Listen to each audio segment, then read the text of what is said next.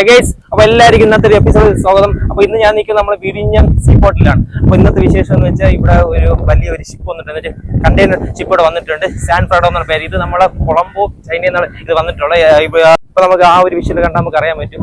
ആദ്യമായിട്ടാണ് നമ്മൾ വിഴിഞ്ഞത്ത് ഇത്രയും വലിയൊരു ഷിപ്പ് പറഞ്ഞത്. അതായത് നമ്മൾ ലോകത്തിലെ രണ്ടാമത്തെ വലിയ ഹാർബർ എന്നാണ് ഇതിനെ ആവശ്യപ്പെടുന്നത്.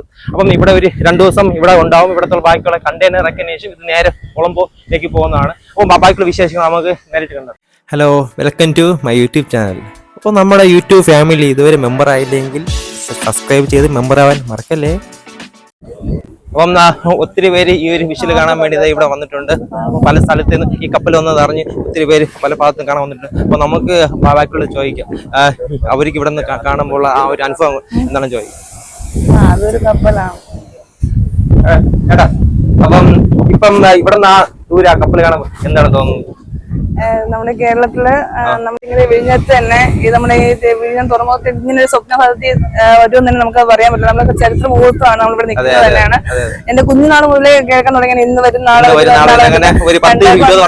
കൊണ്ട് കേൾക്കണം. ഇപ്പം ഒരുപാട് സമരങ്ങൾ ഇതൊക്കെ വന്നതിന് ശേഷം ഇത് ഇപ്പം തന്നെ ഇത് സാക്ഷാത്കരിക്കുന്നു. പക്ഷെ നമ്മുടെ ഈ സമയത്ത് നമ്മൾ ജീവിച്ചിരിക്കുന്ന ഈ സമയത്ത് ഇത് കാണാൻ പറ്റുന്നത് നമ്മുടെ ചരിത്രത്തിൽ ഒരു ഭാഗമാകാൻ കഴിഞ്ഞതിൽ വളരെ സന്തോഷം.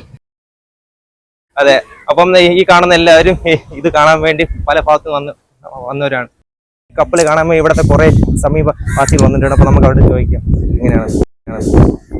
ചേട്ടാ പേര്? സന്തോഷ്. ഓക്കെ. അപ്പം ഇത്രയും വർഷത്തെ ആ ഒരു കാത്തിപ്പിന് ശേഷം ഈ ഒരു മുഹൂർത്തം എത്തി. ഈ വലിയൊരു കപ്പൽ ഇവിടെ പൂർത്തിയായിട്ടുണ്ട്, ആ ഒരു വലിയൊരു ഹാർബർ. അപ്പൊ ഇവിടെ നിന്ന് കാണുമ്പോൾ എന്റെ കുട്ടിക്കാലം മുതലേ അപ്പൂപ്പന്മാര് പറയുമായിരുന്നു ഇവിടെ ഒരു ഹാർബർ വരും, ഇതിങ്ങനെ ആവുമെന്ന്. അതൊന്നും നമുക്ക് പ്രതീക്ഷയില്ലായിരുന്നു. പക്ഷെ അതൊക്കെ വന്നപ്പോൾ ഇപ്പൊ നല്ലൊരു ആകാംക്ഷയോടെ കാണാനും പറ്റി. എല്ലാ കാര്യത്തിനും നമുക്കിത് പറ്റി. ഇതിപ്പം എന്ത് പറയാൻ, ഇത് നമ്മുടെ നാട്ടിൽ വന്നതിന് വലിയ അഭിമാനം തോന്നുന്നുണ്ട്. അത് മാത്രമല്ല ഇവിടെ അടുത്ത് കാണാൻ കിട്ടുന്ന ഒരു വർഷം കൊണ്ട് നമ്മള് കാത്തിരുന്ന ആ ഒരു ഹാർബർ ഇവിടെ പൂർത്തിയായ അത് വളരെ സന്തോഷമുണ്ട്. ഇതിപ്പം ഇത്രയും സന്തോഷമുണ്ട്. നമ്മുടെ നാട്ടിൽ ഇത് ഇങ്ങനെ ഒരു സംഭവം വന്ന് നല്ല സന്തോഷമുണ്ട്. അങ്ങനെ നമ്മളെ ഈ ബാക്കിൽ കാണുന്നതാണ് ആ വലിയൊരു കപ്പൽ. അങ്ങനെ ആദ്യമായിട്ട് നമ്മൾ വിഴിഞ്ഞത്ത് ആ ഒരു കപ്പൽ സ്ഥാനം സ്ഥിതി ചെയ്തിട്ടുണ്ട്. അപ്പൊ ഇതിനെ പറ്റി ബാക്കിയുള്ള കാര്യം നമുക്ക് ചേച്ചിയോട് ചോദിക്കാം. ചേച്ചി, അപ്പൊ ഈ കപ്പലിനെ പറ്റി ബാക്കിയുള്ള എക്സ്പ്ലെയിൻ ഒന്ന് ചെയ്യുക. നമ്മുടെ ലോകത്തിൽ തന്നെ രണ്ടാമത്തെ പോർട്ടാണ് നമ്മുടെ വിഴിഞ്ഞം പോർട്ട്.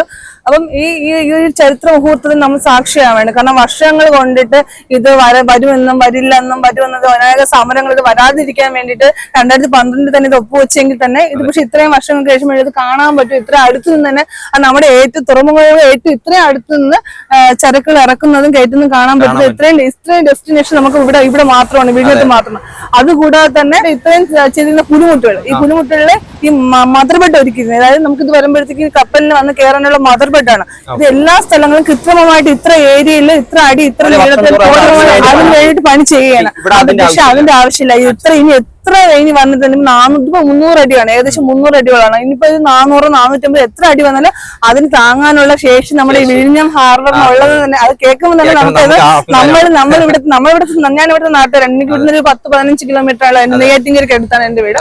അപ്പൊ നമ്മൾ ഇത്രയും വന്നിട്ട് ഒരു ചരിത്ര മുഹൂർത്തത്തിന് സാക്ഷിയാകാൻ പറ്റില്ല. അത് നമ്മൾ അത് വീണ്ടും കാണുകയും ഇന്നലെ തന്നെ ഇത് വന്ന് ഇവിടെ കാണാൻ പറ്റില്ല, അത് ഇന്ന് വന്ന് തിരിച്ചു പോകുമെന്ന് പറഞ്ഞു. പക്ഷെ ഇത്രയും അടുത്ത് വന്ന് കാണാൻ പറ്റുമെന്ന് തന്നെ അറിയില്ലായിരുന്നു. അതിന്റെ ഒരു എക്സൈറ്റ്മെന്റിലാണ്.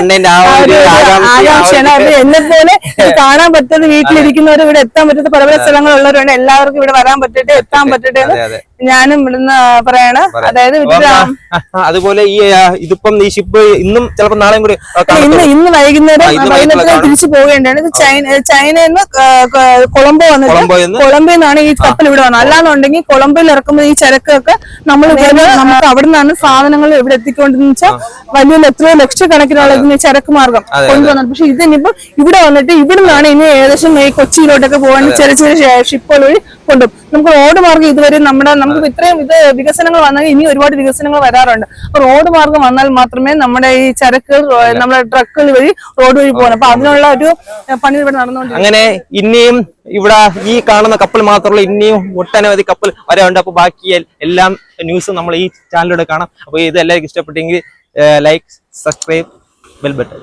ഓക്കെ.